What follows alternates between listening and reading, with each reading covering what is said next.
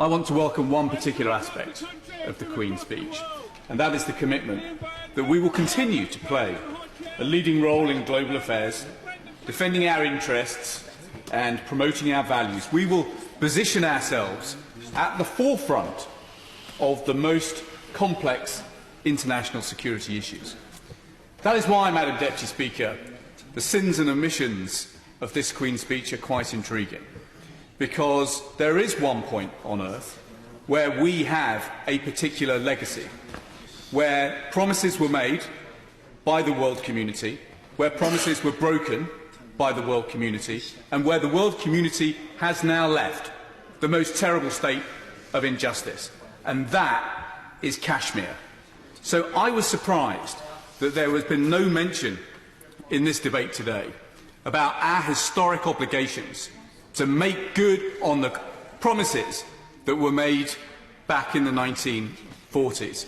I know that much of this debate, quite rightly, has centred on the issues around Brexit, but our obligations, our duties, our moral responsibilities, our history, our commitments stretch much, much wider than that. So, Madam Deputy Speaker, I think that we should step up and do far more to raise our voice, to try and bring a resolution to what is going on right now. Some people say that this is some kind of conflict between two nuclear powers. Only it was as simple as that. This isn't a conflict between two nuclear powers. This is a conflict between three nuclear powers. China today is the world's biggest consumer of Gulf oil. It is building an oil pipeline from China through Pakistan so that it soon can access oil through that overland route. The idea that China is going to permit someone to put its thumb on what is a new jugular vein, I think, is pretty fanciful analysis. So I'd like to know from the Minister, when he comes to wind up, why is the British government insisting that this remains a bilateral conflict? This is a fantasy. It is a fantasy enshrined in a treaty, in the Treaty of Simla. But in recent days we have had the Prime Minister of Pakistan, Imran Khan, say that that treaty is dead. It is no longer a bilateral issue. And by its unilateral action to suspend Article 370 of the Constitution, unilateral action, by the way, which is prohibited by the Treaty of Simla, President Modi has said in clear terms that this is now something that requires a multilateral solution. President Modi's decision to suspend Article 370 has set the stage for what is an incredibly dangerous slide to violence. He has set the stage in a way where there is risk now multiplied by the decision to deploy thousands more troops to what is already one of the most militarised areas on earth. And that danger, in turn, has been multiplied yet again by the decision to suspend all communications and put the people under curfew in what surely must be one of the largest open prisons on the planet. Now, we signed a treaty, the Instrument of Accession, on the 26th of October 1947. We're a party to this, in a way. That treaty has now been breached. We've heard nothing from the British government about how they plan to remedy this. But crucially, what ministers have accepted is that human rights are always a multilateral issue.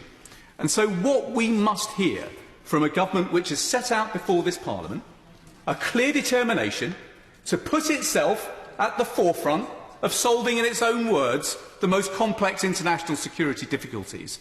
We now need a plan from them to stand up for the interests of British citizens. I'm not the only one on these benches, I'm not the only one in this House who has got cases coming to them from people with friends and families in the area, and they've no idea what's going on with them because there has been a communications blackout. But crucially, what we now need from this government, Madam Deputy Speaker, is clear and urgent action in the United Nations to ensure that the Office of the Human Rights Observer in the UN is given free and unfettered access to the area on both the Pakistan side and on the Indian side too. I want to know from the Minister what he has done to pursue this agenda in the United Nations. Finally, Madam Deputy Speaker, surely the time has come, if we are to put ourselves at the forefront of solving international difficulties, that we push for a multilateral solution to this decades-long injustice. There have been 295 international disputes between the Second World War and the 1990s that involved the use of force by one state on the other. 171 of them have entailed some kind of negotiation. And where the difficulties were the most intractable and where the breakthroughs were most significant were when we accepted that there was only a multilateral path to peace. That's why we ourselves turned to Senator Mitchell to help broker the Good Friday Agreement. That is why the world turned to President Carter to help broker the Camp David agreements. That is why we turned to Richard Holbrooke to help bring about the Ohio Accords. This is an injustice which has gone on for too long. And if the government is serious about what it says, and we never know, Madam Deputy Speaker, perhaps it is, it will step up to its responsibility to bring this injustice to an end.